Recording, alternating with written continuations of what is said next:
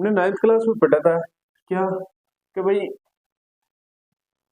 Graph बनाना सीखा था। Graph पहले तो ये बताओ मेरे को कि दो चर वाले रैखिक समीकरण कौन होते हैं? दो चर वाले मतलब जिसमें दो चर हो, जैसे x अलग हो y अलग हो और इस प्रकार से कोई समीकरण हो, मान लो x प्लस वाई बराबर 5।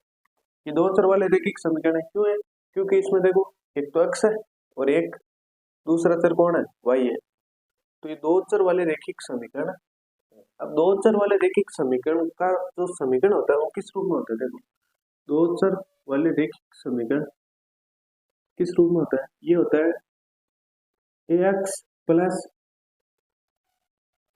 by प्लस c बराबर 0। ax plus by plus c बराबर 0 इस रूप में होता है। अब यहाँ पर युग्म है दो चर वाले, ये तो दो चर वाले रैखिक समीकरण है। कौन है? समीकरण। लेकिन हमारे जो प्रश्नावली में है वो क्या है? दो चर वाले रैखिक समीकरण युग्म है। युग्म का मतलब पेयर में है। जैसे यहाँ पर ये a1 हो गया, ये x1 हो गया, ये b1 हो गया, ये y1 हो गया और ये c1 हो गया। इसी तरह एक और होगा, वो कौन होगा? a2 x2 plus b2 y2 plus c2 बराबर 0 या 0। ये होगा। ग्राफ बनाना जानते हैं। अगर हमारे पास एक दो चर वाले रैखिक समीकरण है उससे हम ग्राफ बना सकते हैं। कैसे? देखो यहाँ पर x प्लस वाई है, देखा ये पता है ना, यहाँ x लिख दिया, यहाँ y लिख दिया, ठीक है। और इस प्रकार से इनके अलग अलग मान निकाल लेते थे। जैसे x का मान 0 रखा तो y का मान कितना आया? 5 है। y बराबर कितना आया? 5। x का मान 1 रखा तो y का मान कितना आया? 4। x का मान 2 रखा, x का मान 2 रखा तो y बराबर कितना आया? 3। और x का मान 3 रखा तो y बराबर कितना है? 2। अब देखो इसमें ग्राफ में दर्शाते हैं कैसे। यहाँ ले लो 1, यहाँ 2, यहाँ 3, यहाँ 4, यहाँ 5 और यहाँ ले लो 1, 2, 3, 4 और 5। अब देखो ये जो समीकरण है ये किस रेखा का समीकरण है? सरल रेखा का समीकरण। सरल रेखा का समीकरण है। ये जो समीकरण है ये किसका समीकरण है? सरल रेखा का समीकरण। कैसे? जैसे x का मान 0, x का मान 0, ये x अक्ष है और ये y अक्ष है। x का मान 0, y का मान कितना? 5। एक बिंदु तो ये हो गया, ठीक है। x का मान 1 और y का मान 4, यानी एक बिंदु यहाँ पर। x का मान 2 और y का मान 3, एक बिंदु यहाँ पर। x का मान 3 और y का मान कितना? 2। इन बिंदु को मिलाओ, ये एक सीधी सरल रेखा बनी है। जैसे यहाँ पर ये एक सीधी सरल रेखा बन गई जो किसके रूप है? x प्लस वाई बराबर 5 का रूप, ठीक है। ये तो हो गई हमारी एक सरल रेखा। लेकिन जब ये रेखा ये पेयर में हो, युग्म में हो, तब कैसे होता है? मान लो कोई दूसरी रेखा जा रही है, वो रेखा या तो इस तरह जाएगी, कोई दूसरी रेखा का समीकरण है, या तो वो इस तरह जाएगी या ऐसे नहीं जाकर किस रूप में जाएगी? इस रूप में जा सकती है, ये भी हो सकता है। लेकिन इस रूप में नहीं जाकर किस रूप में जाए? मान लो हो सकता है वो दूसरा समीकरण यही हो, यहाँ पर ऐसा हो सकता है 2x प्लस 2y बराबर 10। तो वो जो रेखा आएगी वो भी कौन जाएगी? इसके ऊपर ऊपर आएगी। अब ध्यान दो रेखाओं की बात। जब दो रेखाएं आपस में युग्म के रूप में होती है तब क्या होता है? देखो जब दो रेखाएं आपस में युग्म के रूप में होती है, सरल रेखाएं होगी, दोनों अलग अलग रेखाएं होगी, दोनों अलग अलग रेखाएं होगी, तो देखो वो कितनी कंडीशन बनाएगी। मान लो कोई दो रेखा है, एक रेखा ये है, ठीक है, एक रेखा तो ये है, मान लो ये पहली रेखा है। दूसरी रेखा हो सकता है यहाँ पर ये ऐसे गुजरे, तो ये कितने बिंदु पर मिलती है? एक बिंदु पर मिली है, यानी यहाँ पर क्या की है? प्रतिच्छेद किया। प्रतिच्छेद किया या नहीं किया? तो ये रेखा कौन सी होगी? दोनों प्रतिच्छेदी रेखा है। ठीक है, या तो ये इस कंडीशन में हो सकती है। दूसरी कंडीशन क्या है? मान लो ये रेखा है, ठीक है, एक दूसरी रेखा हो सकता है वो इस रूप में हो। तो ये दोनों जो रेखाएं ये किस रूप में? समांतर रेखा। ये कौन सी रेखा है? समांतर रेखा है। अब बात है तीसरी रेखा। तीसरी कंडीशन इसके लिए क्या बन सकती है? तीसरी कंडीशन इसके लिए बन सकती है कि भाई ये जो रेखा है, मान लो पहली रेखा ये है, ठीक है। अब जो रेखाएं आएगी या तो प्रतिच्छेद करेगी, जैसे मान लो कोई रेखा ऐसे है, ऐसे है, तो ये प्रतिच्छेद कर दिया, ये रेखा है, इस रेखा को प्रतिच्छेद कर दिया, कोई तीसरी रेखा इस तरह प्रतिच्छेद कर दिया। तो प्रतिच्छेद तो केवल एक ही बिंदु पर करेगी, एक बिंदु पर करेगी तो वो तो हो जाएगी प्रतिच्छेद रेखा। लेकिन अगर आप प्रतिच्छेद नहीं कर रही है, वो दोनों रेखाएं कभी भी आपस में मिलती नहीं है, एक रेखा इधर जा रही है, एक रेखा इधर जा रही है, तो ये आपस में कभी भी मिलती नहीं। मान लो ये रेखा इस तरह जा रही है, तो आपस में ये रेखाएं कभी नहीं मिलती है, और जो कभी नहीं मिलती है वो रेखाएं क्या कहलाती है? समांतर रेखाएं। अब मान लो हो सकता है कि भाई करती नहीं है, प्रतिच्छेद तो होती नहीं है, उन्हें आपस में मिलती है, तो क्या होता है? मान लो उसी के ऊपर से चलती रहती है रेखा इस तरह है? तो दूसरी रेखा है वो इसके ऊपर ही तो है। तो ये जो रेखाएं होती है, ये रेखाएं कौन सी होती है? संपाती रेखाएं। कौन सी रेखाएं होती है? संपाती रेखा। या तो देखो तीन कंडीशन बनती है रेखा में। एक तो प्रतिच्छेद करती है, जब दो रेखाएं आपस में या तो प्रतिच्छेद करेगी या वो आपस में कभी नहीं मिलेगी। कभी नहीं मिलेगी तो इसका मतलब क्या है? वो रेखाएं कौन सी? समांतर रेखाएं। और तीसरी कंडीशन प्रतिच्छेद नहीं करेगी, वो उसके संपाती है। संपाती मतलब उसी के रूप की रेखाएं हैं, दोनों एक ही रास्ता चल रही है, तो वो कौन सी रेखाएं होगी? संपाती रेखाएं होगी। अब देखो इसमें क्या है, अगर प्रतिच्छेद रेखाएं हैं, दोनों रेखाएं हैं, इसका मान लो जो समीकरण है, मान लो इसका समीकरण है ax1 plus b1y1 a1x1 plus b1y1 plus c। और ये रेखा जो है, इस रेखा का समीकरण है, मान लो a1 a2x2 plus b2y2 plus c2। दोनों का अलग अलग समीकरण होगा, अलग अलग मान होगा, x का मान होगा, y का मान होगा, लेकिन x y तो सेम ही होंगे। इसको x2 y1 क्यों ले रहे हो? तो मान होगा वो केवल किसका होगा? a1 का मान होगा या a2 का मान होगा। तो यहाँ पर देखो, यहाँ भी हटा दो, क्यों कर रहे हैं इनको अलग अलग क्यों लिख रहे हैं? अब देखो अगर ये दो रेखाएं हैं तो इसके लिए क्या होगा?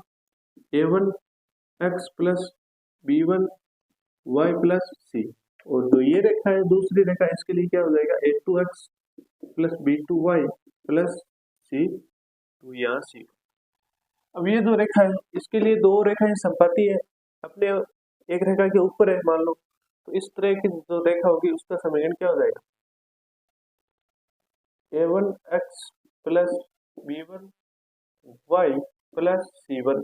और जो दूसरी रेखा उसका समीकरण क्या होगा? a2x plus b2y plus c2 बराबर 0। बराबर क्या रहेगा? 0 रहेगा। अब देखो अगर ये तीनों रेखाएं हैं, तीनों रेखाओं के अलग अलग समीकरण दे रखे हैं, कोई मान लो प्रतिच्छेद रेखा है, कोई समांतर रेखा है या संपाती रेखा है, ग्राफ में देखने से तो पता चल जाएगा कि भाई ये प्रतिच्छेद है। ये अभी कौन नहीं बता सकता कि भाई ये प्रतिच्छेद रेखा है? सबको पता है कि एक बिंदु पर प्रतिच्छेद करेगी, काट रही है, तो देखने पर तो पता चल गया कि भाई ये रेखा जो है क्या है? प्रतिच्छेदी रेखा है। दूसरी बात क्या, यहाँ पर पता चल रहा है कि भाई दोनों आपस में कभी नहीं मिलेंगे, दोनों समांतर रेखाएं, ठीक है। तीसरी बात क्या है कि भाई इसमें भी दोनों रेखाएं एक दूसरे के ऊपर है, तो ये जो रेखाएं होगी वो कौन सी होगी? संपाती रेखाएं।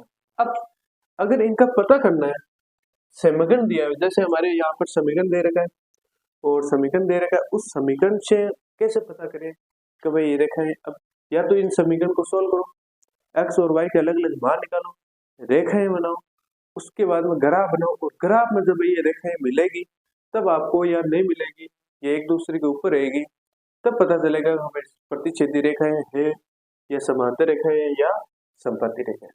लेकिन क्या, अगर इनके लिए अलग अलग फिर कंडीशन बनी है, वो कंडीशन याद रखना। देखो क्या, अगर प्रतिच्छेदी रेखाएं हैं तो उसके लिए कंडीशन क्या है, इनका अनुपात, इन रेखाओं के तो गुणांक उनका अनुपात, जैसे x का गुणांक a1 है, यहाँ x का गुणांक a2 है, तो इसके लिए गुणांक का जो मान आएगा वो क्या आएगा, देखो उसके लिए ये कंडीशन होती है, अगर a1 बट्टा a2, a1 बट्टा a2 करते हैं, अगर ये बराबर नहीं आता है किसके, b1 बट्टा b2 के, ये जो a1 बट्टा a2 not is equal to b1 बट्टा b2, अगर ये दोनों आपस में बराबर नहीं आते हैं तो ये रेखा कौन सी होगी, तो ये रेखा होगी प्रतिच्छेदी रेखा। कौन सी होगी, प्रतिच्छेदी रेखा। रेखा पता चला कि भाई दोनों का मान, जब इनके अनुपातों का मान अगर बराबर नहीं आए तो ये रेखाएं कौन सी होगी, प्रतिच्छेदी रेखाएं होगी। जैसे a1 बट्टा a2, b1 बट्टा b2, अगर बराबर नहीं है, इनका मान अगर बराबर नहीं आ रहा है तो ये रेखाएं कौन सी हो जाएगी, प्रतिच्छेदी रेखाएं हो जाएगी। समांतर रेखाओं में देखो क्या है, अगर यहाँ पर बराबर नहीं है तो फिर कौन सी कंडीशन, यहाँ पर अगर आपने देखा a1 बट्टा a2 not is equal to b1 बट्टा b2, तो आपको आगे बढ़ना ही नहीं है। अगर ये बराबर आ जाए, हो सकता है कि आपके a1 बट्टा a2 बराबर आ गया किसके, b1 बट्टा b2 के, तब क्या करें, आगे c1 बट्टा c2 चेक करो, c1 बट्टा c2 चेक करो। अब देखो, जब हम c1 बट्टा c2 चेक करेंगे, c1 बट्टा c2 चेक करेंगे, वो अगर समांतर नहीं है, यहाँ पर नॉट इज इक्वल टू क्या है, इनके बराबर का मान है, नहीं है, तो वो रेखाएं कौन सी हो जाएगी, समांतर रेखाएं। जैसे a1 बट्टा a2 बराबर b1 बट्टा b2 तो आ गई, लेकिन क्या, c1 बट्टा c2 का जो मान है वो बराबर नहीं आया, तो इसके लिए क्या हो जाएगी, वो रेखाएं कौन सी हो जाएगी, समांतर रेखाएं हो जाएगी। और अब जो शेष बची वो रेखाएं कौन सी है, संपाती रेखा है। और उसके लिए समीकरण क्या होता है, उसके लिए समीकरण होता है, जैसे हो सकता है तीन कंडीशन ये बने, a1 बट्टा a2 बराबर b1 बट्टा b2 बराबर c1 बट्टा c2, तब ये रेखा कौन सी हो जाएगी, संपाती रेखा है। पता चला, आई बात समझ के भाई, यहाँ पर प्रतिच्छेद के लिए क्या होगा, प्रतिच्छेद के लिए जो a1 बट्टा a2 का मान है वो बराबर नहीं होगा b1 बट्टा b2 के। अगर ये बराबर है तो फिर आगे देखो, आगे चेक करो, आगे चेक किया तो a1 बट्टा a2 बराबर तो आ गया b1 बट्टा b2 के, लेकिन c1 बट्टा c2 का मान है वो इसके बराबर आ रहा है या नहीं आ रहा, यहाँ देख चेक किया तो इसके बराबर नहीं आ रहा, इसका मतलब क्या हुआ कि ये जो रेखा है ये कौन सी रेखा होगी, समांतर रेखा। तीसरी बात, अगर तीनों का मान बराबर आ गया, तीनों का मान बराबर आ गया तो उसके लिए क्या होगा, तीनों का मान बराबर आ गया तो वो रेखाएं आपस में कौन सी होगी, संपाती रेखाएं होगी। ये बात आई सुन। आगे देखो क्या, अगर प्रतिच्छेदी रेखा है तो इसके हल कितने निकले, हल कितने निकलेंगे वो देखो।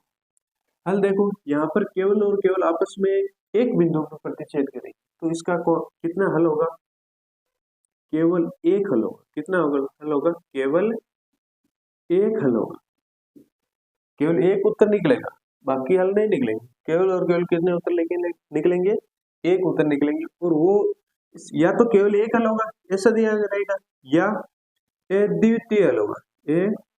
द्वितीय हल का मतलब क्या होता है, जिसके जैसा कोई नहीं हो, केवल वो एक ही हो, केवल वो एक ही हो, उसको क्या कहते हैं, अद्वितीय।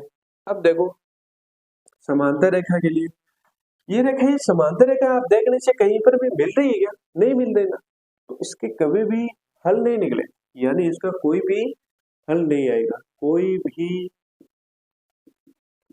हल नहीं होगा। क्यों नहीं होगा? क्योंकि ये आपस में मिल भी नहीं रही भाई, कहीं पर भी मिल भी नहीं रही। अगर आपस में मिलती, एक बिंदु पर मिलती तो एक एक हल हो जाता, और वो रेखा कौन सी हो जाएगी? सीधी रेखा ही हो जाएगी। लेकिन ये मिल भी नहीं रही है, तो मिल नहीं रही तो इसके हल भी नहीं निकलेंगे। अब तीसरी बात, संपाती रेखा। संपाती रेखा के लिए देखो क्या किया जाएगा। संपाती रेखा एक दूसरे के ऊपर है, एक दूसरे के क्या है? ऊपर है। तो प्रत्येक स्थिति पर इसका मिलन हो रहा है, यहाँ पर इसका मिलन है, यहाँ पर इसका मिलन है, प्रत्येक बिंदु पर इसका क्या हो रहा है? मिलन हो रहा है, कट रही है आपस में, प्रतिच्छेद हो रही है, प्रत्येक बिंदु पर प्रतिच्छेद हो रही है। तो प्रत्येक बिंदु इनके लिए क्या होगा? हल होगा। और अपरिमित रूप से क्या होगा? अनेक हल होंगे। अपरिमित रूप से क्या होगा? रूप से अनेक हल होंगे, अनेक हल होंगे, अनेक हल होंगे। ठीक है, ये तो आई बात। हल का पता चल गया कि उसके उत्तर कितने निकलेंगे, इसके उत्तर एक निकलेगा, इसका उत्तर कितना निकलेगा? कोई भी उत्तर नहीं निकलेगा। और इसके लिए आप जितना चाहो उतना क्या निकाल सकते हो? उत्तर निकाल सकते हो। अब आगे देखो क्या है। चलो ठीक है, ये तो हो गई। अब जिनके हल निकल रहे हैं, अब देखो क्या है, जिनके हल निकल रहे हैं वो रेखाएं कौन सी होगी? संगत रेखाएं। जिनके हल निकल रहे हैं, इसकी केवल एक हल निकला है तो ये संगत रेखा होगी। कौन सी रेखा होगी? संगत रेखा होगी। जिसके हल नहीं निकल रहे हैं वो कौन सी रेखा होगी? असंगत रेखा। कौन होगी? असंगत रेखा होगी। और इसके भी अपरिमित रूप से अनेक हल निकल रहे हैं तो ये भी क्या होगी? संगत रेखा। संगत और असंगत में ध्यान देना, जिसके हल निकल रहे हैं, चाहे एक निकलो, चाहे 10 निकलो, चाहे अनंत निकलो, वो रेखा कौन सी होगी? संगत होगी। और असंगत रेखा कौन सी होगी? जिसका कोई भी हल नहीं हो, वो कौन सी रेखा होगी? असंगत रेखा होगी। अब ध्यान दो, क्वेश्चन में ध्यान देते हैं। जैसे कह रहा है कि A1 बटा A2, B1 बटा B2 और C1 बटा C2 की तुलना कीजिए और ज्ञात कीजिए कि निम्न रेखाएं एक बिंदु पर प्रतिच्छेद करती है, समांतर है अथवा संपर्क है। हमें कुछ नहीं करना है, केवल और केवल A1 A2 B1 B2 और C1 C2 के मान रखकर उनका अनुपात चेक करना है। अगर अनुपात बराबर आ रहे हैं, तीनों अनुपात बराबर में आ रहे हैं, तो वो कौन सी रेखा हो जाएगी? संपाती रेखा हो जाएगी। अगर दो का मान बराबर आ रहा है लेकिन एक का मान बराबर नहीं आ रहा है तो वो रेखा कौन सी हो जाएगी? समांतर रेखा हो जाएगी। लेकिन शुरुआत में ही पता चल गया कि इन दोनों का मान क्या है? बराबर है, नहीं है, तो वो रेखा कौन सी हो जाएगी? प्रतिच्छेदी रेखा हो जाएगी। इसके लिए देखो क्या है, करेंगे कैसे। जैसे A1 का मान कितना है? A1 का मान है 5, यहाँ से देखो 5, ठीक है। B1 का मान कितना है? B1 का मान है 4। अब आप यहाँ पर 4 मत करना कि B1 का मान 4 है, यहाँ B1 का मान कितना है? माइनस का 4। यहाँ पर B1 का मान कितना है? माइनस का 4। और C1 का मान कितना है? C1 का मान है 8, ठीक है। यहाँ ध्यान दो, यहाँ A1 का मान कितना है? सॉरी, A2 का मान कितना है? A2 का मान है 7। B2 का मान कितना है? B2 का मान है 6। और C2 का मान कितना है? C2 का मान है माइनस के 9। अब इनका अनुपात चेक करो, अनुपात यानी A1 बटा A2 करो, A1 बटा A2 करो, A1 बटा A2 करने पर क्या आया कि भाई 5 बटा 7 आया, ठीक है। B1 बटा B2 करो, B1 बटा B2 करो, तो B1 बटा B2 का मान कितना? माइनस का 4 बटा 6, 2 से कट रहा है, कितने बार? माइनस के 2 बटा 3 बार। क्या A1 बटा A2 बराबर आया B1 बटा B2 के? नहीं है, यानी 5 बटा 7 नोट इज इक्वल टू है किसके? माइनस 2 बटा 3 के। तो आगे चेक भी नहीं करना है, आगे चेक भी नहीं करना है, और इसको बता देना है कि भाई ये रेखा है, वो रेखा कौन सी होगी? प्रतिच्छेदी रेखा होगी। कौन सी रेखा होगी? प्रतिच्छेदी रेखा होगी। अब प्रतिच्छेदी रेखा है तो इसके लिए हल कितना होंगे? हल इसका देखो, हल कितना होगा? एक हल होगा, एक हल निकलेगा, एक हल निकलेगा। लेकिन ये रेखा संगत है या असंगत है? तो इसके लिए चेक करते हैं। देखो, जिसका हल निकलेगा वो रेखा कौन सी होगी? संगत होगी। तो यहाँ पर एक हल निकल रहा है, इसके लिए क्या होगा? ये संगत रेखा। 3 क्वेश्चन एक साथ हो रहे हैं, रेखा का पता चल रहा है, उनके हल कितने निकल रहे हैं वो पता चल रहा है, और जो रेखा संगत है या असंगत है उसका पता चल रहा है। देखो ये तो हो गई। अब जैसे दूसरा सवाल, दूसरा क्या है, दूसरे में ध्यान दो कि भाई a1 का मान है 6x, यानी a1 का मान कितना है 6, b1 का मान कितना है -3, और c1 का मान कितना है 10। a2 का मान कितना आ रहा है, a2 का मान आ रहा है 2, b1 का मान कितना आ रहा है, b1 का मान आ रहा है -1, क्योंकि y है, y किससे गुणा है 1 से गुणा है, और c1 का मान कितना आ रहा है, c2 का मान कितना आ रहा है, c2 का मान आ रहा है 2। अब देखो इसका अनुपात निकालो, a1 बट्टा a2 किया तो कितना माना है 6/2 यानी 3, b1 बट्टा b2 किया, b1 बट्टा b2 किया तो माइनस का 3 बट्टा माइनस का 1, माइनस माइनस क्या हो गया प्लस, और उत्तर कितना है 3, यानी a1 बट्टा a2, a1 बट्टा a2 बराबर आ रहा है b1 बट्टा b2 के। तो प्रतिच्छेदी तो नहीं होगी। अब आगे चेक करना पड़ेगा कि c1 बट्टा c2 है क्या, c1 बट्टा c2 का मान कितना आ रहा है, c1 बट्टा c2 बराबर 10/9, कर नहीं रहा है, तो यहाँ पर c1 बट्टा c2 का मान 10/9 आ रहा है, यहाँ पर a1 बट्टा a2 का मान 3, b1 बट्टा b2 का मान 3, लेकिन c1 बट्टा c2 का मान नहीं, क्या नहीं आ रहा है, बराबर नहीं आ रहा है, मतलब c1 बट्टा c2 not is equal to बराबर है इसके लिए। तो ये रेखा कौन सी होगी, तो ये रेखा कौन सी होगी, समांतर रेखा होगी। अच्छा कौन सी रेखा होगी, समांतर रेखा होगी, समांतर रेखा है, समांतर रेखा है। अच्छा तो इसके हल कितने होंगे, हल अगर समांतर रेखाएं वो आपस में कभी नहीं मिलती है तो उसके लिए कोई भी हल नहीं होगा, यानी एक भी हल नहीं होगा या कोई भी हल नहीं होगा, कोई भी हल नहीं होगा। अगर कोई भी हल नहीं है तो ये रेखा क्या है, संगत है या असंगत है, असंगत है। कौन है, असंगत है, असंगत रेखा है। ठीक है, आई बात, बात समझ में आ रही है। तीसरे के लिए चेक करें, देखो थर्ड क्या कह रहा है, थर्ड कह रहा है कि 3/2, a1 का मान कितना है, a1 का मान है 3/2, b1 का मान कितना है 5/, b1 का मान कितना है 5/3, 5/3, और c1 का मान कितना है। अब यहाँ से ध्यान देना कि भाई ये जो c1 है ये बराबर में, इस बराबर में 7 है, लेकिन c1 रहता क्या है, c1 इसके पास में रहता है, यानी बराबर के उधर नहीं रहता है, इधर रहता है। इधर रहने के लिए ये क्या किया जाएगा, इस 7 को यहाँ लेकर आएंगे, यहाँ प्लस के साथ है, इधर आते किसका हो जाएगा माइनस का 7 हो जाएगा, और बराबर में क्या रहेगा 0 रहेगा। देखो समीकरण में बराबर में क्या रखना है, हमें 0 रखना है, लेकिन यहाँ पर क्या है बराबर में 7 है, तो इधर आते ही किसमें हो जाएगा माइनस का 7, तो c1 बराबर कितना है माइनस के 7। फिर a2 का मान कितना आ रहा है, a2 का मान आ रहा है 9, और b2 का मान कितना आ रहा है, b2 का मान कितना आ रहा है 10, 10 नहीं माइनस के 10, और c2 का मान कितना आ रहा है, c2 का मान आ रहा है माइनस के 14। अब कह देंगे सर आपने यहाँ माइनस क्यों लिया, क्योंकि यहाँ पर बराबर में 0 रहता है, लेकिन बराबर में 14 है, इस 14 को इस ओर लेकर आ रहे हैं, पक्षांतरण कर रहे हैं, तो माइनस के 14 हो जाएंगे, और बराबर में क्या बचाएगा, शेषफल क्या बचाएगा 0 बचाएगा। अब देखो इसमें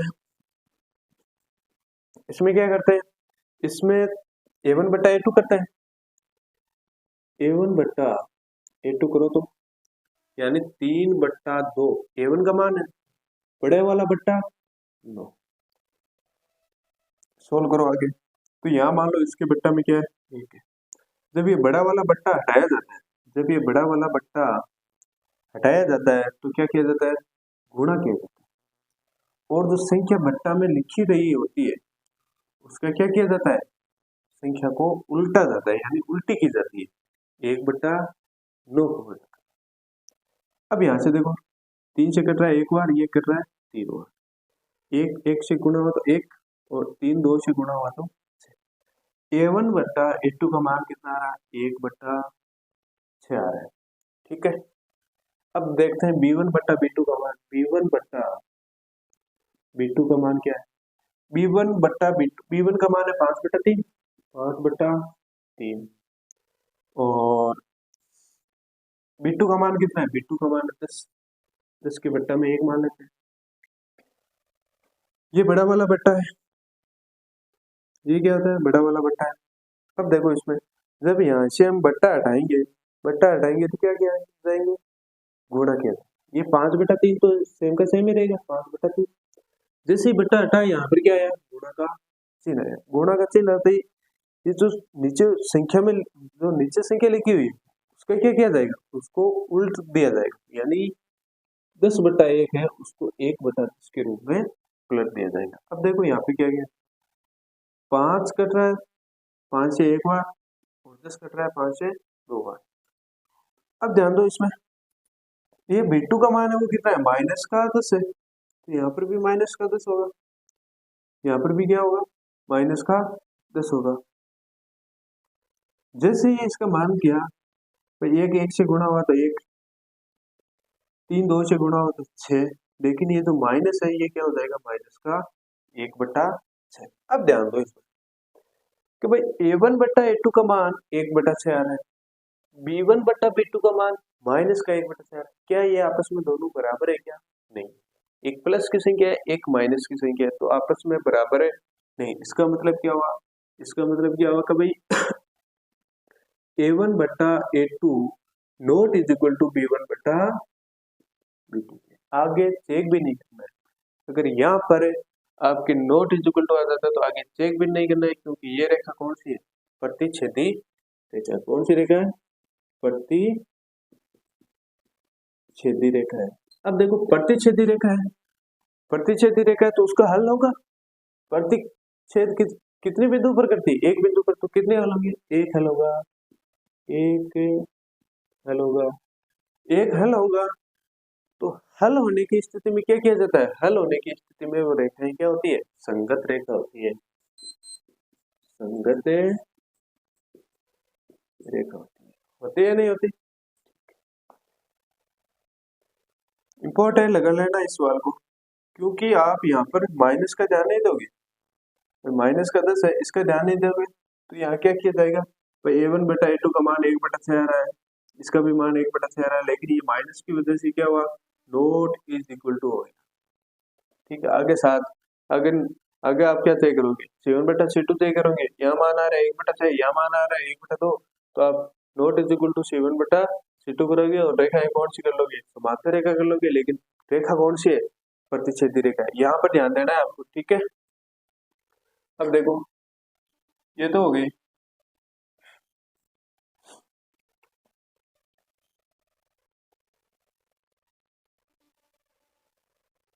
आगे चेक करते हैं।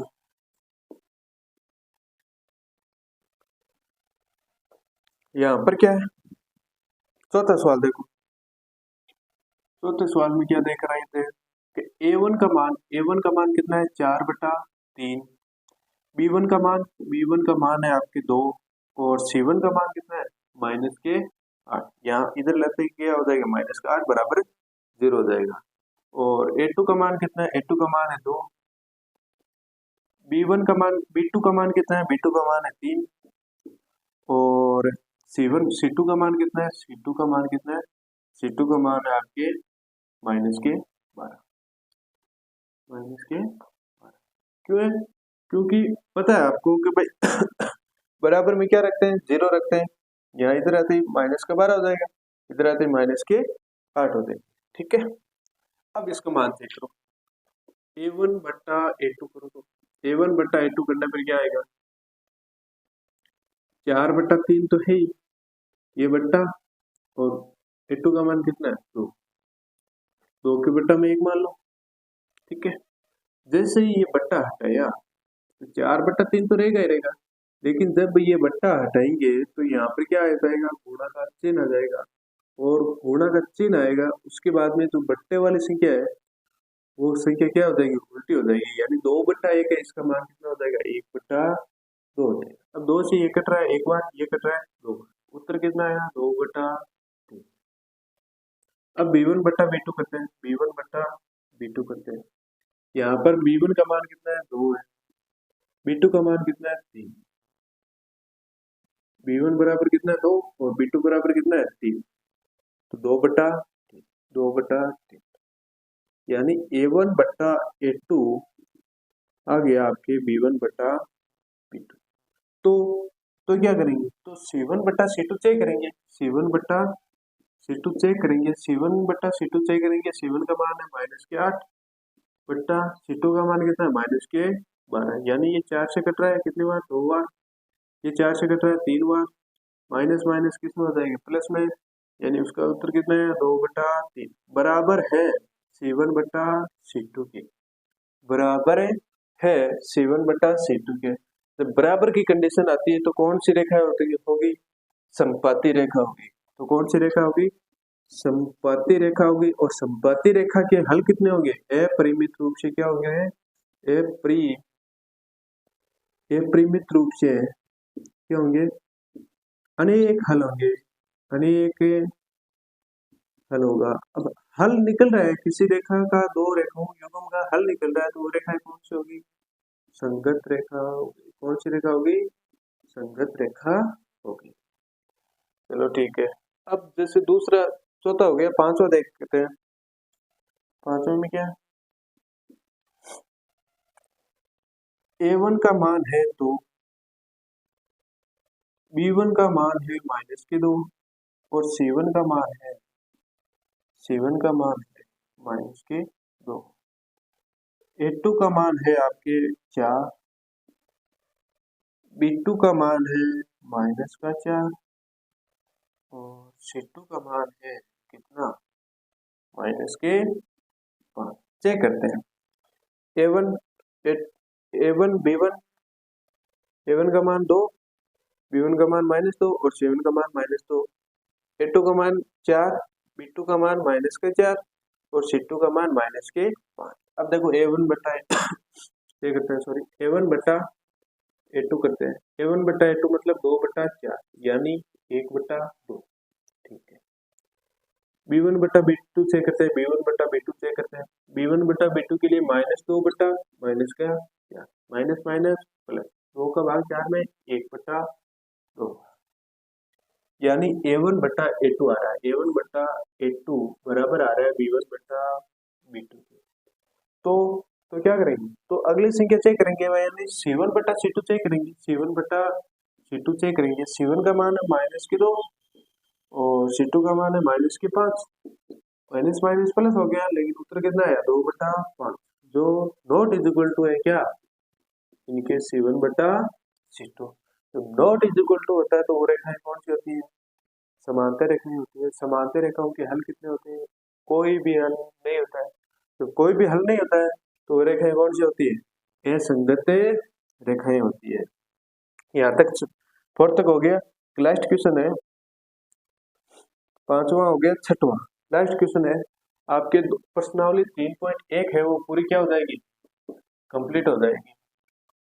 केवल और केवल यहाँ तक सवाल पूछेंगे आपको कि भाई 1 नंबर का या 2 नंबर का सवाल आएगा आपके, तो बताइए निम्न रेखाएं क्या है, निम्न रेखाएं संगत है या नहीं है, या इनके कितने हल होंगे, या ये रेखाएं प्रतिच्छेदी रेखाएं हैं या समांतर रेखाएं या कौन सी रेखाएं। अब देखो इसके लिए क्या किया जाता है, एक लास्ट सवाल है वो देखो क्या है, इसमें a1 का मान है 5, ठीक है, b1 का मान है -8 और c1 का मान कितना है, c1 का मान 1, क्योंकि बराबर में 0 तो 1 ही रहेगा। ठीक है, a2 का मान कितना है, a2 का मान है 3, b2 का मान कितना है, b2 का मान है -24/5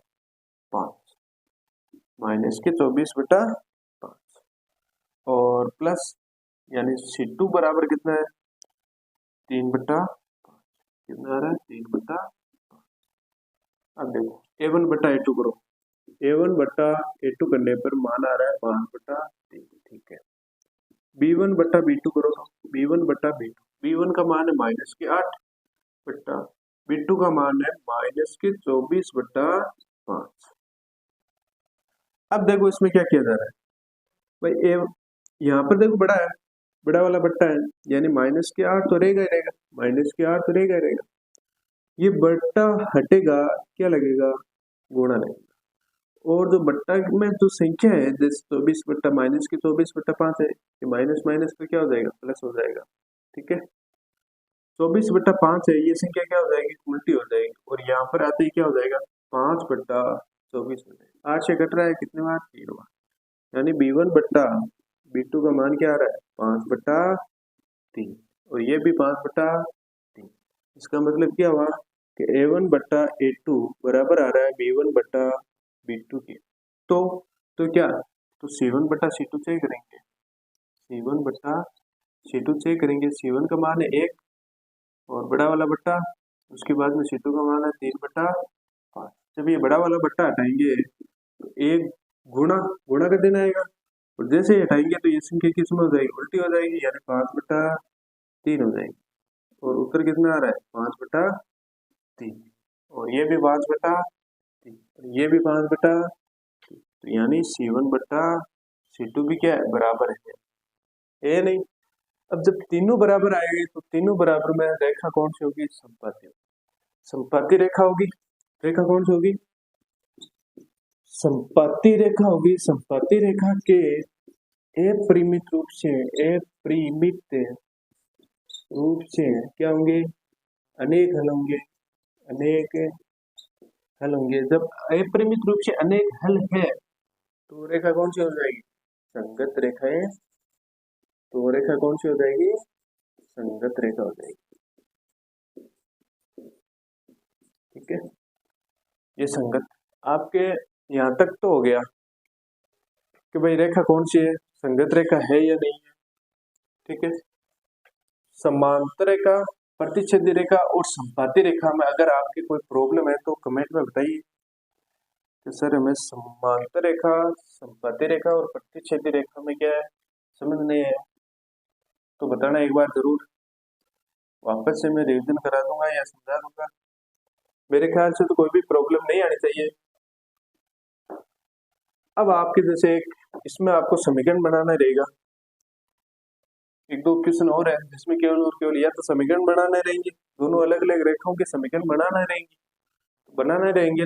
उसके लिए देखो एक क्वेश्चन आ रहा है कि भाई एक आयताकार भाग है, क्वेश्चन क्या है कि एक, दूसरा क्वेश्चन है ना, एक आयताकार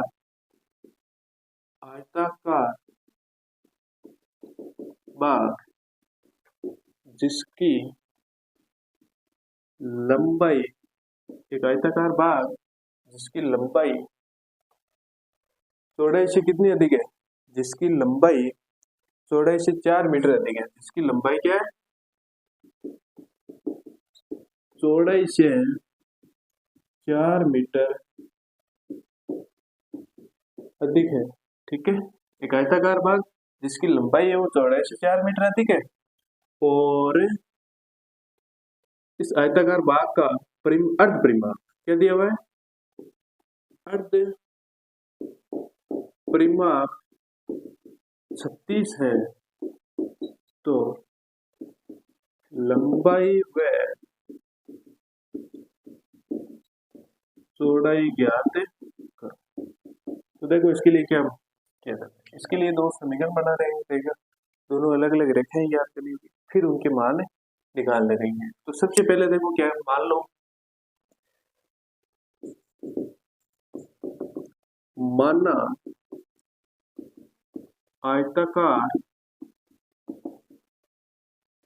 भाग की लंबाई कितनी है, माना आयताकार भाग की लंबाई मान ले x मीटर है, क्या मीटर है, x मीटर है, तो चौड़ाई कितनी हो जाएगी, और चौड़ाई मान लेते हैं, चौड़ाई मान लो आप y मीटर, चौड़ाई मान ली y मीटर।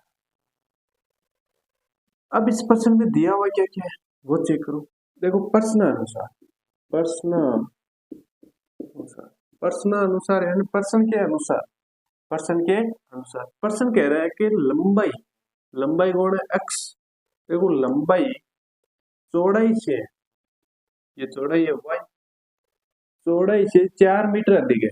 जो अक्ष लंबाई है इस चौड़ाई से 4 मीटर अधिक है। तो ये दोनों बराबर कब आएगी? तो ये दोनों आपस में बराबर कब आएगी? मान लो या तो मैं x में से 4 घटा दूं तो दोनों की लंबाई बराबर आ जाएगी, और या इस y में मैं क्या कर दूं, 4 जोड़ दूं। ये कहना क्या चाह रहा है, जैसे मान लो लंबाई तो आपकी 12, तो चौड़ाई कितनी होगी, बराबर लाना है इसको। चौड़ाई कह रहा है कि चौड़ाई, लंबाई चौड़ाई से 4 मीटर अधिक है। जो लंबाई है इस चौड़ाई से कितनी अधिक है, 4 मीटर अधिक है। चौड़ाई को मान लो 12 है, तो लंबाई कितनी हो जाएगी, 4 मीटर अधिक है। 4 मीटर अधिक है तो ये कितनी हो जाएगी, 16 हो जाएगी। लेकिन अब इसको क्या करना है, बराबर लेकर आना है। तो या तो इसमें से 4 घटाओ, माइनस के 4 करो, और या इसमें प्लस के 4 करो, तब आएगा बराबर। इस स्थिति में आपको ये ध्यान देना है कि इन दोनों को बराबर लेकर आना है। बराबर लेकर आने के लिए क्या करेंगे, लंबाई है x जो चौड़ाई से 4 मीटर अधिक है, तो इसमें मैं अगर 4 मीटर जोड़ दूं तो ये दोनों आपस में क्या हो जाएंगे, बराबर हो जाएंगे। लंबाई चौड़ाई से 4 मीटर अधिक है। तो यहाँ पर देखो x, इस y को मैं इधर ले रहा हूं तो माइनस के y, और बराबर में क्या हो जाएगा, 4। समीकरण नंबर 1। अब देखो अर्ध परिमाप 36 है। इस आयताकार भाग का अर्ध परिमाप कितना है, 36 है। पहले तो ये बताओ परिमाप का सूत्र क्या होता है। आयत का परिमाप बराबर क्या होता है, 2 कोष्टक लंबाई प्लस चौड़ाई होता है। लेकिन यहाँ पर क्या किया है, अर्ध परिमाप किया हुआ है। अर्ध परिमाप तो मतलब इसमें इस पूरे परिमाप का आधा किया हुआ है। तो अर्ध परिमाप बराबर क्या हो जाएगा, 2 कोष्टक लंबाई प्लस चौड़ाई में 2 का भाग दे देंगे, आधा कर देंगे, 2 से 2 कट गया। अर्ध परिमाप कितना दे रखा है, देखो अर्ध परिमाप कितना देगा, अर्ध परिमाप है 36। अर्ध परिमाप है 36। लंबाई को किससे माना था, लंबाई को x माना था, चौड़ाई को क्या माना था, y माना था। x प्लस y बराबर कितना आ रहा है, 36। यानी x प्लस y बराबर क्या आ गया, 36। इसको समीकरण नंबर 2 दे। अब आप इनके हल निकाल सकते हो, समीकरण 1 और 2 से। हल कैसे निकाल सकते हो कि भाई या तो आप आगे जब 3.2 में 3.3 में चलेंगे तो विधि आएगी, प्रतिस्थापन विधि, विलोपन विधि, वज्र गुणन विधि, इनसे हल ज्ञात करना है।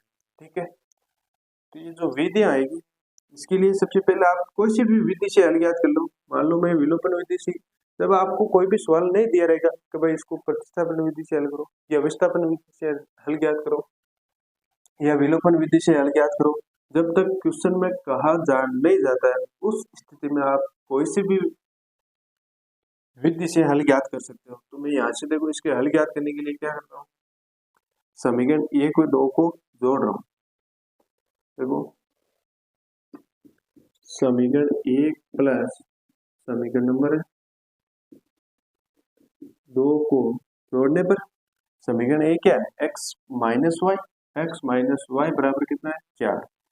समीकरण 2 क्या है, x प्लस वाई बराबर कितना है, 30। सॉरी, अब देखो इसको जोड़ रहे हैं तो जोड़ लो। ये कितना हो जाएगा, 2x माइनस का y और प्लस का y क्या हो जाएगा, 0। ये हो जाएगा 0 बराबर 36 और 4 कितना हो जाएंगे, 40। यानी x बराबर कितना आ जाएगा, 40/2। तो x बराबर कितना है, 20 मीटर। यानी इस आयताकार भाग की जो लंबाई है, लंबाई x है वो कितनी है, 20। अब इस x का मान, x का मान आप चाहे समीकरण 1 में रखो चाहे समीकरण नंबर 2 में, किसी में भी रखो, समीकरण 2 में रखने। देखो x का मान समीकरण नंबर 2 में रखने पर, समीकरण नंबर 2 क्या कह रहा है, x का मान कितना, 20। प्लस y बराबर 36, यानी y बराबर क्या हो जाएगा 36 माइनस 20, तो y बराबर कितना आ जाएगा 16। y बराबर कितना आ जाएगा 16। देखो प्रश्न, लंबाई 20 है, जो चौड़ाई से 4 मीटर अधिक है, चौड़ाई कितनी है 16, 16 से ज्यादा कितनी है 4, जो लंबाई है वो चौड़ाई